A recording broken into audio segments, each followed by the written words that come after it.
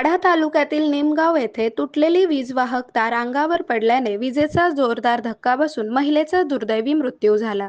शनिवार 9 मे रोजी दुपारी 12:30 ते 1च्या दरम्यान ही घटना घडली. शोभा रामभाऊ शिंदे, वय 52, असे मृत महिलेचे नाव आहे. मिळालेल्या माहितीनुसार सध्या वाढत्या उन्हाच्या तीव्रतेमुळे जनावरांसाठी चारा काढल्यानंतर शोभा शिंदे या जवळील झाडाखाली सावलीत विश्रांती घेत बसल्या होत्या. विश्रांती दरम्यान अचानक वीजवाहक तारा तुटून थेट त्यांच्या अंगावर पडली. त्यामुळे त्यांना विजेचा जोरदार धक्का बसला. ही घटना घडली त्यावेळी त्या ठिकाणी कोणीही उपस्थित नव्हते. काही वेळाने त्यांचे पती रामभाऊ शिंदे हे त्या ठिकाणी आले असता त्यांना तुटलेल्या तारा दिसून आल्या.